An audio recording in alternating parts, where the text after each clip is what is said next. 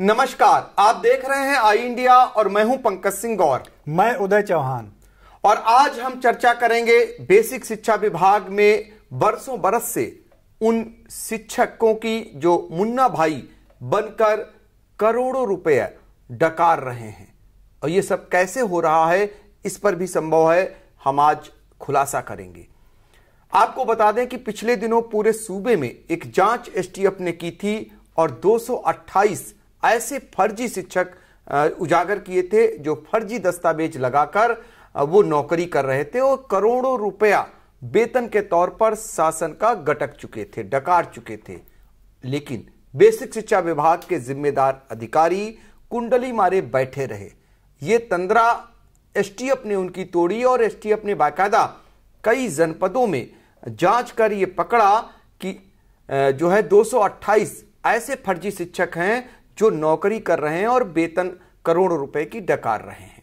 उनमें राजधानी से सटा हुआ सीतापुर जनपद भी शामिल था और सीतापुर जनपद में भी 15 ऐसे फर्जी शिक्षक पकड़ में आए जिनको एसटीएफ ने अपनी जांच में पकड़ा। ये बात है फरवरी माह की, यानी करीब पिछले 4 माह पिछले जाएंगे तब की बात है। एसटीएफ ने कार्रवाई के लिए उनके खिलाफ संबंधित अधिकारियों को निर्देशित किया और उनके लिए ये जांच उन पर सौंप दी, यानी उन्हें कि कार्रवाई होगी। लेकिन बेसिक शिक्षा विभाग के जिम्मेदार किस तरीके से उन्हें प्रश्रय दे रहे हैं, उस पर पर्दा डालने में जुटे हुए हैं, ये सीतापुर में भी उजागर हो गया। तभी तो उनके खिलाफ आज तक कार्रवाई नहीं की गई। जब फिर एसटीएफ ने इस बात को लेकर शासन तक बात पहुंचाई और कहीं ना कहीं एक टिप्पणी की गंभीर, उसके बाद फिर बेसिक शिक्षा विभाग की तंद्रा टूटी और फिर कुछ चंद शिक्षकों के खिलाफ एफआईआर दर्ज कर कर्तव्यों की इस्त्री कर ली। सबसे गंभीर सवाल यह है कि सीतापुर में जो 15 शिक्षक फर्जी जो है डिग्री लगाकर नौकरी कर रहे थे, जब उन्हें जांच में एसटीएफ ने उनके नामों को उजागर कर दिया, उनके पतों को उजागर कर दिया, तो आखिर बेसिक शिक्षा विभाग के जिम्मेदार चाहे बीईओ हो या फिर जिला बेसिक शिक्षा अधिकारी, उन्होंने कार्रवाई क्यों नहीं की? तो हम सीधे चलेंगे अपने सहयोगी उदय प्रकाश सिंह के पास और पूरा मामला क्या है उनसे जानने की कोशिश करेंगे और कहां पर बेसिक शिक्षा विभाग के अधिकारियों की इसमें जो है जिम्मेदारी बनती थी और उन पर क्यों नहीं आखिर कार्रवाई हो रही है, ये बड़ा सवाल खड़ा हो गया है। पूरा क्या मामला है, जरा बताइए। जी बिल्कुल, एसटीएफ ने ये अपनी जांच के दौरान फर्जीवाड़ा उजागर किया था। हालांकि उजागर एसटीएफ ने किया था, लेकिन अगर कायदे से देखा जाए तो ये फर्जीवाड़ा पकड़ने की जिम्मेदारी बेसिक शिक्षा विभाग के अधिकारियों की थी, क्योंकि नौकरी कोई बहुत ही आसान प्रक्रिया नहीं है कि आप फर्जी दस्तावेज लेकर चले आएँ और आपको नौकरी मिल जाए। इसमें कई तरह की जांचें होती हैं। संबंधित जो जिस जनपद से आवेदक आया होता है, अभ्यर्थी आया होता है, उस जनपद से भी संपर्क साध कर उसके जो दस्तावेज होते हैं, चाहे शैक्षणिक दस्तावेज हों या निवास से संबंधित हों, उनकी एक बाकायदा जांच की जाती है। इसके बाद उनकी ज्वाइनिंग होती है। लेकिन ये सब कैसे कुछ हुआ, इसका खुलासा तो इस फर्जीवाड़े ने ही कर दिया है कि किस तरीके से शिक्षा विभाग के जिम्मेदारों ने अपने कर्तव्यों का निर्वहन किया।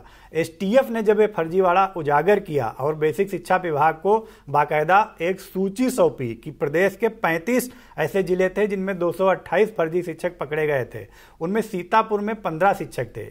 सूची मिलने के बाद भी आपको जानकर हैरानी होगी कि शिक्षा विभाग के जो अधिकारी हैं जिम्मेदार, वो लगातार इस मामले पर गोलमोल करते रहे और आपने चाहे वो आला अधिकारी हो या फिर मीडिया हो, सबको भ्रम में डालते रहे। कहीं कोई गोलमोल जवाब देते रहे, कहीं कोई गोलमोल जवाब देते रहे, कार्रवाई नहीं की। इसको लेकर जब एसटीएफ फिर पिछले दिनों उसने मामला उठाया और जो शिक्षा विभाग के निदेशक हैं उनको पत्र लिखा और उनसे पूछा कि अब तक जानकारी उनको नहीं मिली है कि 228 जो फर्जी शिक्षक थे उनमें 176 फर्जी शिक्षकों के विरुद्ध क्यों नहीं कार्रवाई की गई। इसके बाद जब शिक्षा निदेशक ने पत्र जारी किया बाकायदा जिलों को, जो 35 जिले थे, और उनसे जवाब तलब किया और डेडलाइन तय की कि 30 जून तक कार्रवाई करें और उसकी सूचना 30 जून तक उपलब्ध कराएं। तब फिर जब मामले को तूल पकड़ता देखा, तब यहाँ के जो सीतापुर के 15 फर्जी शिक्षक थे उनमें से 6 पर पहले कार्रवाई जिला बेसिक शिक्षा अधिकारी के मुताबिक हो चुकी थी। जो बाकी 9 थे उनमें से 4 पर तो कल यानी कि 24 जून को पिसावा थाने में केस दर्ज कराया गया है, लेकिन 5 शिक्षक अब भी ऐसे हैं जिनके खिलाफ एफआईआर दर्ज नहीं की गई है। बिल्कुल, तो अभी भी 5 ऐसे शिक्षक हैं जिन पर एफआईआर दर्ज नहीं हुई है। सवाल ये उठता है कि एसटीएफ आखिर शासन को ये पत्र न लिखता तो शायद बेसिक शिक्षा विभाग हरकत में ना आता और ये जो 4 अध्यापकों के विरुद्ध पिसावा थाने में एफआईआर दर्ज हुई है वो दर्ज नहीं होती। उदय, ये बताइए कि एसटीएफ ने ये कब जांच सौंपी थी? जो पहली जांच थी जब 15 उजागर किए थे सीतापुर के ऐसे फर्जी शिक्षक हैं, वो किस माह में ये उजागर किया था और कितने समय के बाद भी बेसिक शिक्षा विभाग के जो जिम्मेदार हैं उन्होंने कार्रवाई नहीं की? इसके पीछे क्या मंशा मानते हैं आप?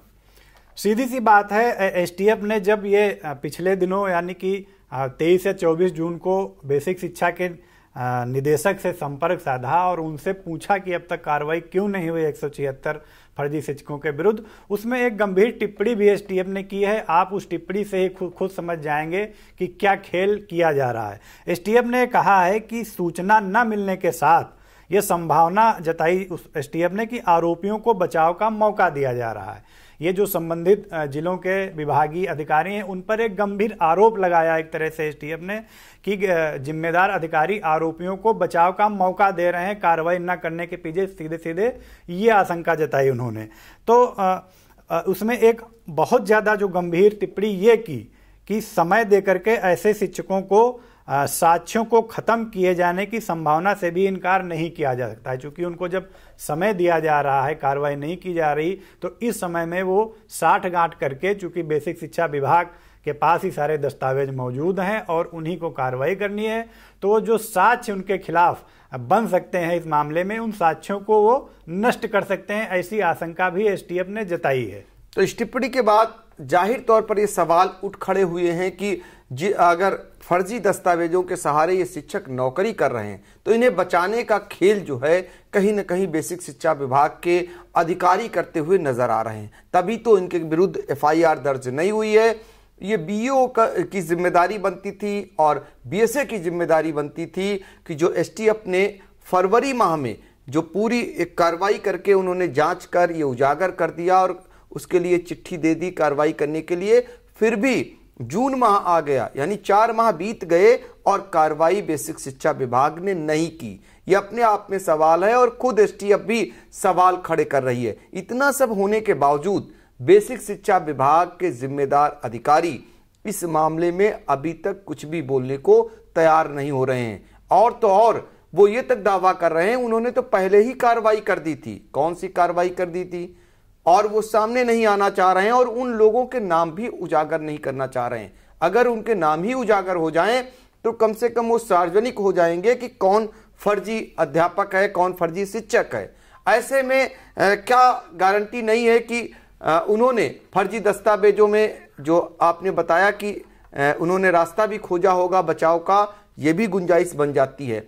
हम ये जानना चाहेंगे उदय, जो 4 अध्यापकों के विरुद्ध पिसावा थाने में एफआईआर दर्ज हुई है, उन पर प्रकाश डालें। वो कहां के रहने वाले थे और एफआईआर जो दर्ज हुई है वो किन्होंने किसके विरुद्ध दर्ज कराई है? जी, ये पिसावा थाने में जो एफआईआर कल दर्ज की गई है 4 फर्जी शिक्षकों के विरुद्ध, ये पिसावा के खंड विकास अधिकारी ने दर्ज कराई है।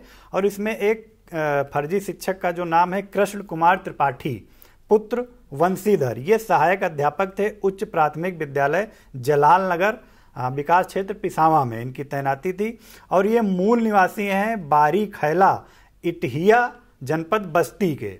इनके विरुद्ध एफआईआर दर्ज की गई है। और इसके अलावा जो दूसरे फर्जी शिक्षक हैं संजय प्रकाश पुत्र मालती प्रसाद, इनकी तैनाती सहायक अध्यापक के रूप में उच्च प्राथमिक विद्यालय ससुरदीपुर विकास क्षेत्र पिसावा में थी। ये मूल निवासी सरसौली पोस्ट अकोहरा तहसील सिधौली जिला सीतापुर के ही हैं। इसके अलावा जो तीसरे फर्जी शिक्षक हैं सुनील कुमार पुत्र श्री महिपाल, ये सहायक अध्यापक उच्च प्राथमिक विद्यालय प्रेमपुर विकास क्षेत्र पिसावा में इनकी तैनाती थी। और ये मूल निवासी राधानगर बिलग्राम चुंगी हरदोई के हैं। चौथे जो शिक्षिका हैं फर्जी सुश्री वंदना पाल पुत्री श्री गौरी शंकर, ये सहायक अध्यापिका के रूप में उच्च प्राथमिक विद्यालय माथन विकास क्षेत्र पिसावा में इनकी तैनाती थी। और ये मूल रूप से रहने वाली हैं राधा नगर बिलग्राम चुंगी के पास हरदोई। सबसे बड़ी बात इसमें यह है कि जो फर्जी शिक्षक ये हैं, इनमें जो 15 पकड़ में आए थे सीतापुर में, इनमें FIR तो कुछ फर्जी शिक्षकों के विरुद्ध हुई है, लेकिन जो रिकवरी होनी थी FIR से ज़्यादा बड़ी कार्रवाई रिकवरी की थी। जो करोड़ों रुपए ये वेतन के रूप में ले चुके थे, वो रिकवरी आज तक एक पैसे के भी एक भी शिक्षक से नहीं की जा सकी है। ये बड़ी गंभीर बात है। ये गंभीर बात है। इसके लिए कौन जिम्मेदार है, शासन बेहतर तरीके से जानता है, लेकिन उन जिम्मेदारों की लापरवाही सीधे तौर पर उजागर हो गई है। लापरवाही है या फिर उनकी मिलीभगत, ये भी जो है अब शासन को देखना चाहिए। क्योंकि इतना बड़ा मामला था, पूरे प्रदेश का मामला था, उसमें सीतापुर भी अछूता नहीं रहा है। और सीतापुर का बेसिक शिक्षा विभाग हमेशा से सुर्खियों में रहा है। यहाँ के पूर्व के जो बेसिक शिक्षा अधिकारी हैं, एक नहीं 3 बेसिक शिक्षा अधिकारी निलंबित किए जा चुके हैं। इसके बावजूद भी इस तरीके का जो घटनाक्रम है वो क्या सवाल खड़ा करता है, उनमें किस कदर बेखौफी का आलम है और किस तरीके की निडरता भरी हुई है। अंदाजा लगाया जा सकता है कि पूर्व में 3 बेसिक शिक्षा अधिकारियों के खिलाफ निलंबन की कार्रवाई होने के बावजूद क्या ABSA और क्या बेसिक शिक्षा अधिकारी ने उससे कोई सीख नहीं ली। अगर सीख ली होती तो जब फरवरी माह में STF ने कार्रवाई के लिए और जो रिकवरी है उसके लिए आदेश दिए थे तो क्यों नहीं किया। ये बड़ा सवाल खड़ा होता है। परत दर परत आई इंडिया इस मामले को आगे की कड़ी में भी उठाएगा और आपको लेकर चलेगा कि सीतापुर में क्या कुछ हो रहा है, क्यों आखिर इन पर पर्दा डाला गया है।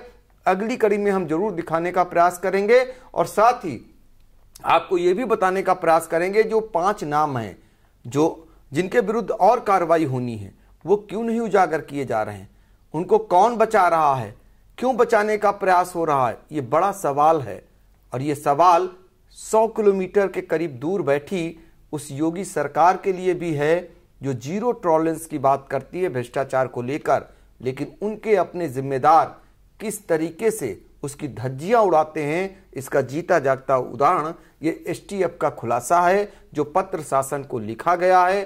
सिर्फ 4 अध्यापकों के विरुद्ध FIR दर्ज कर 5 अध्यापकों को अभी भी बचाने का प्रयास हो रहा है। उनके नाम तक उजागर नहीं किए जा रहे हैं। जिम्मेदार कुछ भी बोलने को तैयार नहीं हो रहे हैं।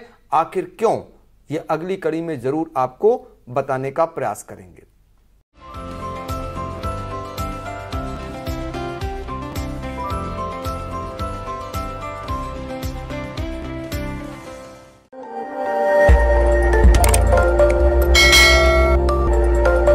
खबर आपकी, नजर हमारी।